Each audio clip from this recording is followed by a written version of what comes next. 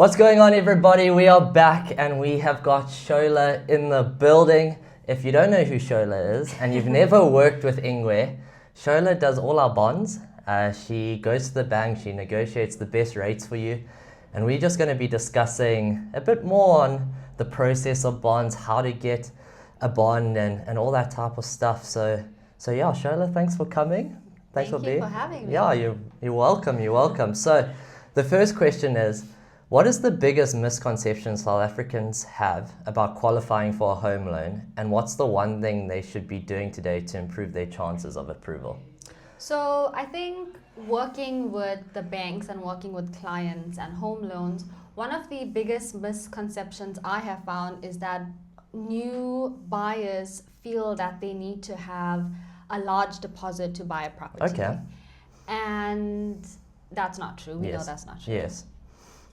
And so even though that's not the case, that doesn't mean that they shouldn't have a deposit. Yes. I mean, there are unexpected costs Yes. that do come up from time to time. Yeah. But many, if not most, first-time home buyers or all buyers can obtain a 100% home loan. In fact, some of them can get more than 100%, which we have seen with a lot of our new buyers. Yeah. So that's on having a deposit. Another misconception that I have found is that when buyers are declined by one bank, they think that that one decline means that all the banks will say no, which is not at all the case. I mean, we know this. Yes. We see. Yeah. Generally, a client's primary bank will grant more than others, but it doesn't mean that one decline determines the whole application. That's not at all true. Correct. So one problem that I find with most of our clients where we get declines is that they don't pay their bills consistently and they don't pay it in full. Yes. Consistency is one thing that banks love.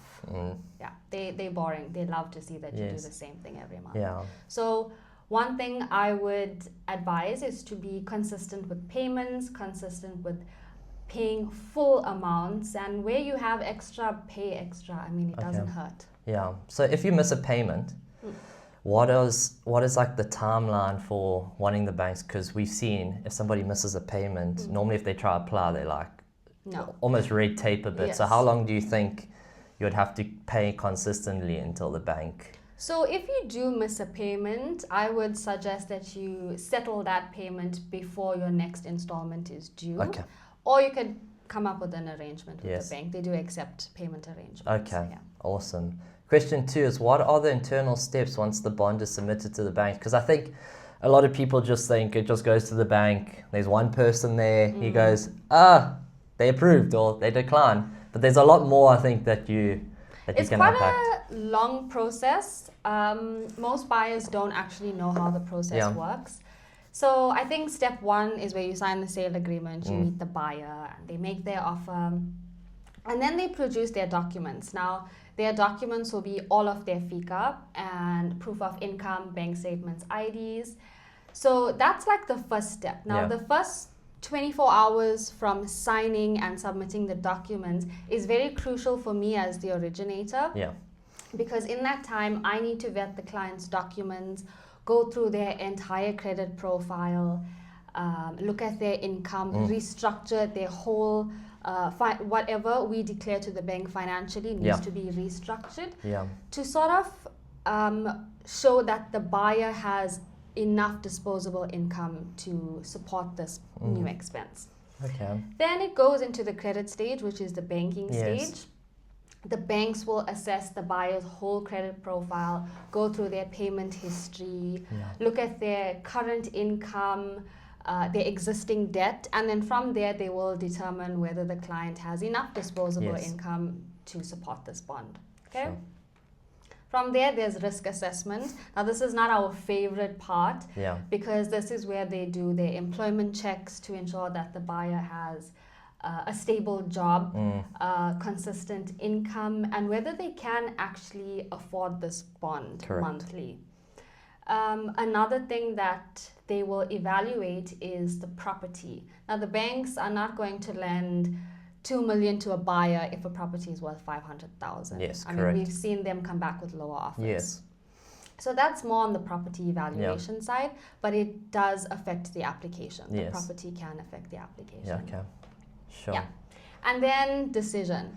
Now this is, I think, the most anxious part when we're waiting. Step. And we know we're quite famous for having our approvals on a Friday. Yes, exactly. Friday is approval day. So there's different kinds of approvals. The first stage of the bond being approved is an AIP, which is an approval in principle, which is sometimes conditional, meaning if a buyer has an existing property, the banks may ask the buyer to sell that property. Or, I mean, that's only to support affordability, but it's only in some special cases. And then once it's fully approved, it is granted. Well, we call it a grant. Yes. And yeah, that's when we instruct our attorneys. The banks will appoint their bond attorney, and we start liaising with our transfer attorney. Yeah. And then I think Brett touched a bit on the transfer process, so I won't. But yeah, that is a whole separate process, but it falls under the bond as well. Exactly. So it's quite a long process that we can see. It's not just take documents, submit quickly, and that's it. You can see a lot of effort goes into obviously doing an application, and then also the banks can come back and query and say, well, I've seen this on the bank statement, or I see that this is not right, please can I have an explanation? And then it's a backwards and forwards process. They go through the client's financial profile with a fine-tooth comb. I mean, they are looking, they basically assessing the risk. Now, think about it. If you have to lend someone money and you know, like, or you don't know this person's financial past or their history, will you just give them R1 million? Exactly. So that's basically what it is. No, 100%. And then question 3 is, when a bond application is declined, what is the most common reasons and what are practical steps buyers can take to turn a no to yes within the next 6 to 12 months? So a bond being declined doesn't necessarily mean that a buyer will never get a bond or will never qualify. It just means that in that moment, they maybe don't afford the bond or their credit profile does not support them getting credit.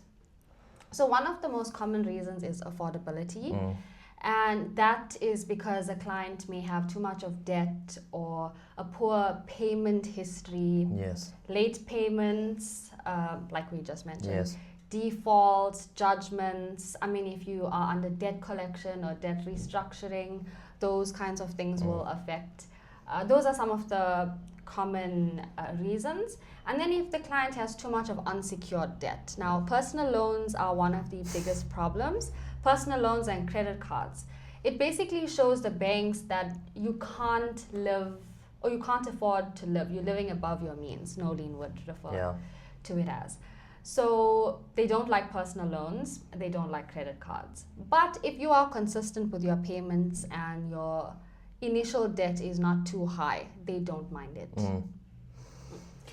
Unstable income is another one. I mean, we see it with real estate agents, commission-only earners, even self-employed applicants. Business owners also have a hard time. They ask for a lot more because they need more information to determine the risk. Correct, Even property-related issues. If the property is not up to standard, the bank will not necessarily lend. I mean, if you think about it logically, if you put yourself into the situation, you would understand why the bank won't lend. I mean, if you have too much debt, they're not going to lend. Exactly. If the property is not up to standard, they're not going to lend. And then there are ways to overcome this, and there are ways to go about, even if you're not in that situation and you're not ready to buy yet, you can always work on your financial situation. It doesn't mean that if you're not buying a car or you're not buying a house that you can just pay your bills whenever you feel like. And some steps you can take is reduce debt, like pay extra where you can. Don't miss your payments. For the love of God, do not miss your payments. When you're applying for a bond, it is advisable to not take any new kind of loans, credit, cell phones, anything credit related. And then save towards a deposit. I mean, a small deposit is better than no deposit.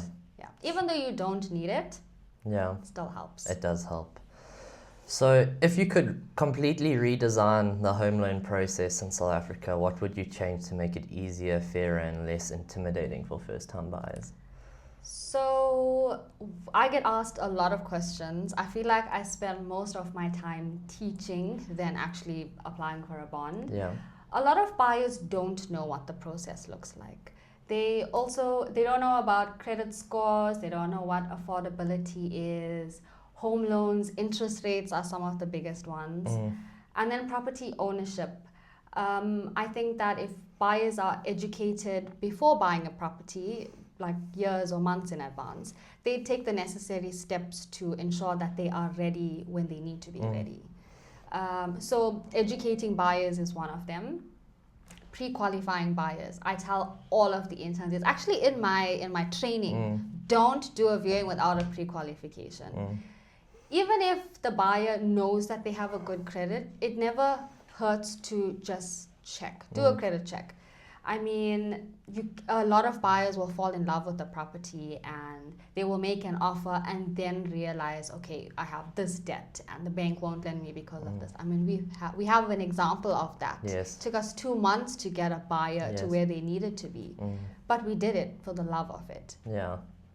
So there are ways. I mean, it just avoids unnecessary disappointment to be pre-qualified. So I think that's one practical step as well. And then being transparent with the agent and the originator. That's something that we don't always get. We normally pick up things and tell the buyer, hey, you didn't tell me about this. Or sometimes they don't even know. 90% of the times, buyers don't know about their existing debt or if they have debt. Yeah. So yeah, it's good to be transparent. I think it helps us to just be aware of certain things, and then we can also help them and guide them accordingly. Correct. Sure. A lot to unpack in the bond, especially in the bond process. Yeah, the bond process is quite long. I mean, it can go anywhere from 3 days to 2 months, as we've seen. So Yeah. So remember, keep your credit good, pay off your personal loans. And if you have a credit card, make sure you pay it on time. But remember, if you use an Ingwe agent, ask for Shola. You'll get the best experience. You'll also get one-on-one attention, which you don't get at a lot of other places. So remember to like, follow, subscribe, and put your questions down below on any questions you've got on the bonds, and we'll get Shola to answer them. Absolutely. Thank you. Goodbye.